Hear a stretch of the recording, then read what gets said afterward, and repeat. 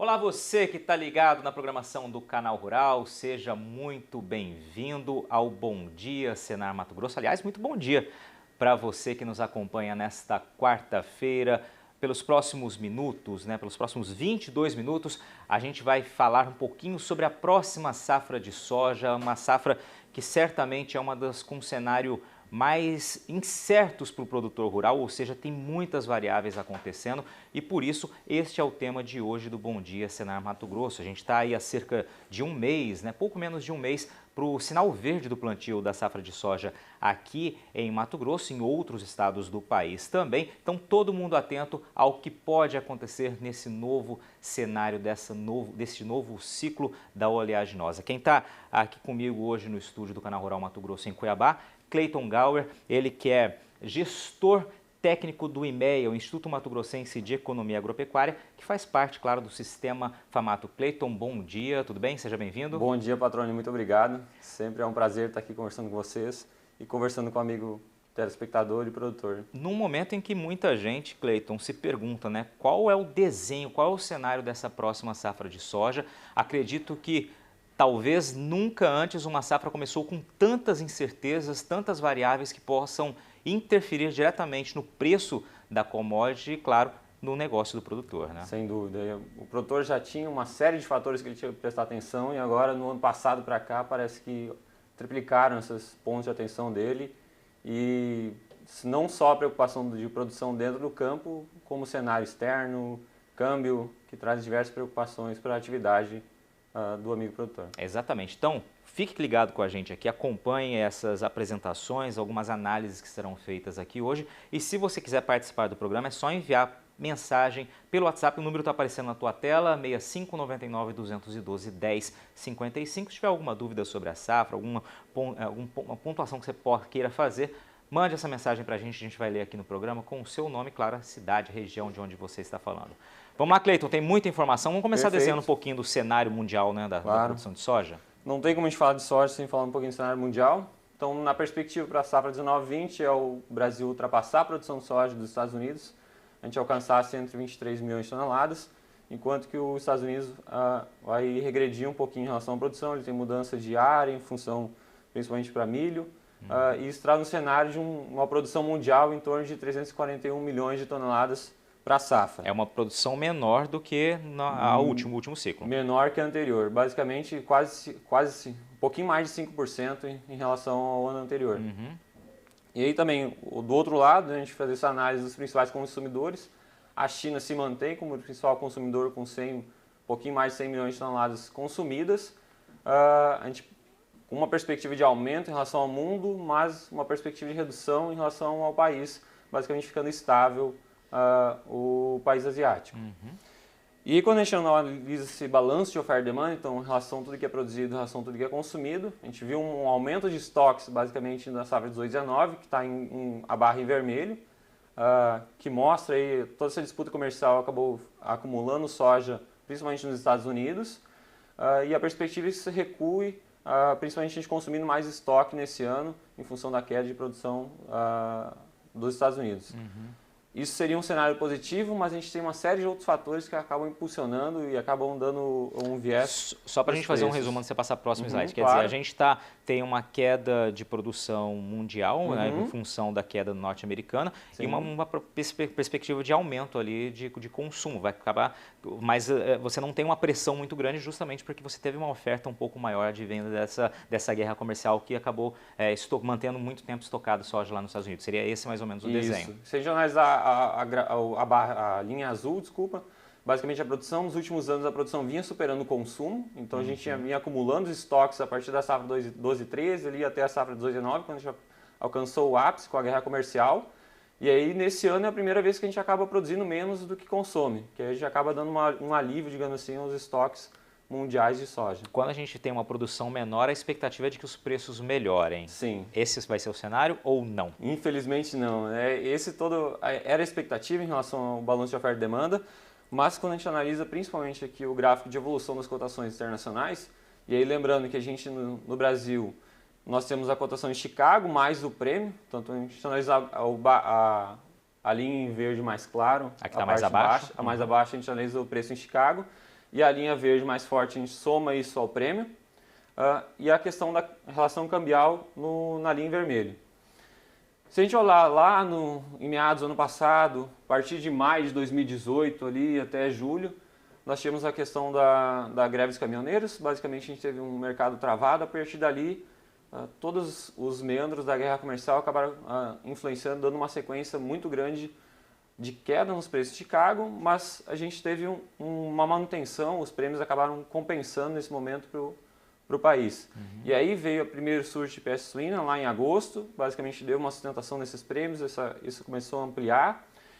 E aí um agravamento em relação lá no meados de novembro, final do ano passado, que a perspectiva é que a gente mantivesse, digamos assim, em relação à disputa comercial, mantivesse os prêmios elevados na América do Sul em relação aos demais países. No entanto, esse agravamento acabou pressionando as cotações, diminuindo a demanda de soja chinesa e basicamente a gente vê esse prêmio caindo ao longo dos últimos meses. Basicamente ele estabiliza, ficou muito próximo do prêmio, basicamente estável e bem abaixo do que a gente observou no ano passado. E agora que algumas disputas, algumas entraves entre o Trump e o governo chinês, basicamente a gente vê esse prêmio dar uma elevada novamente, mas algo bem mais sutil do que a gente viu lá no ano passado. Certo? E aí também a gente analisa o câmbio, que vem dando uma oportunidade nas últimas semanas, ultrapassando a casa dos R$4 por dólar, para a questão de comercialização acaba sendo favorável. Ótimo. Certo? E aí quando a gente analisa isso e a questão da disputa comercial, basicamente tudo que a gente conhecia, então nós tínhamos aqui na linha em vermelha a origem de soja importada da China, então vinha dos Estados Unidos, a linha vermelha, a linha verde que eu tinha origem no Brasil. Então, historicamente a gente percebia que Estados Unidos fornecia no segundo semestre e Brasil fornecia no primeiro semestre. Basicamente, depois que a gente teve início da guerra comercial, lá em meados de abril, maio, essa dinâmica acabou invertendo e basicamente o Brasil começou a fornecer quase que toda a soja importada, a soja chinesa, importação chinesa com origem do Brasil. E isso acabou, digamos assim, trazendo importantes reflexos, digamos assim, impactos positivos no nosso preço, mas aí como eu estava relatando a questão de peste suína, isso basicamente acabou dando uma arrefecida e a demanda do país acabou diminuindo nesse período e isso acabou trazendo também sérios impactos. E aí quando a gente analisa a questão de rebanho suíno na China, a perspectiva do USDA do ano 2018 para 2019 é uma redução de em torno de 78 milhões de cabeças. Isso, para a gente ter uma noção, é 2 vezes o rebanho brasileiro de suínos no ano de 2018, para ver o tamanho do impacto da redução em relação a isso. E basicamente essa redução vai trazer um impacto direto na questão de produção de carne suína do país. Que aí a gente vê uma redução de em torno de 5,5 milhões de toneladas de carne. Para essa noção, o Brasil produziu 4 milhões no ano de 2018. Ou seja, a redução deles é bem maior do que a nossa produção total de carne suína. E aqui, Cleiton, vale observar que nós estamos trazendo aqui as estimativas baseadas no USDA. Sim, há quem diga que essa redução de rebanho possa ser ainda mais intensa do que a que o USDA vem dizendo. Ou seja, o que traria uma queda na demanda provavelmente muito maior. Isso. Essa é a dificuldade de dados, acesso a dados no país é um pouco dificultada. Então essas são perspectivas do USDA e, como você falou, alguns agentes de mercado já estimam um impacto muito maior em relação a isso. Então é um ponto de atenção para ficar atento ao mercado, porque isso pode trazer um fator positivo, mas um fator também negativo em relação à demanda de soja. Positivo por quê? Principalmente pela demanda de carne suína, que a gente vai depois analisar um gráfico, a gente vem observando que as exportações de carne suína vêm aumentando, brasileiras para a China, mas isso pode se reverter em uma redução da demanda por soja, e aí basicamente se a gente tiver uma redução do entrave comercial entre os Estados Unidos, o mercado acaba arrefecendo ainda mais. Perfeito. Certo? E aí, quando a gente analisa a questão de importação da soja pela China, a gente já observa nesse primeiro semestre de 2019, que é a linha azul, que já vem reduzindo em relação aos últimos anos. Basicamente, reflexo dessa redução de rebanho, a questão de abate sanitário acontecendo, então o rebanho deles diminui e a demanda por soja, consequentemente, também cai em relação a isso. Para ter uma ideia, no mês de junho foram importados 6,5 milhões de toneladas de soja. Ou seja, menor do que em anos anteriores, bem menor do bem que menor que nos anos anteriores para o período, né? Ou seja, né, a gente está terminando esse primeiro bloco. Você, produtor rural, claro, se traz sempre muito bem informado, né, toca o seu negócio buscando sempre essas informações. E aqui o Cleiton trouxe um cenário, né, macro, né, do que está acontecendo nesse momento, quais são as variáveis aí que podem interferir diretamente no preço da sua commodity, ou seja, na tua rentabilidade. Por isso é importante, como ele destacou, ficar muito atento à questão da peste suína lá na China, que pode sim mexer consideravelmente na demanda por grãos. Vamos fazer o seguinte, vamos para uma breve pausa, daqui a pouquinho a gente volta, Cleiton, para trazer um pouquinho o cenário aqui em Mato Grosso, quais são as perspectivas. A gente sabe que tem perspectiva de aumento de área, porém o menor aumento da história aqui em Mato Grosso. A gente vai tentar entender esse cenário com o Cleiton Gauer aqui, que é do Instituto Mato Grossense de Economia Agropecuária, o IMEA. Vamos continuar por aqui, daqui a pouquinho a gente volta. Este é o Bom Dia Senar Mato Grosso, ao vivo aqui de Cuiabá. Continue com a gente no Canal Rural.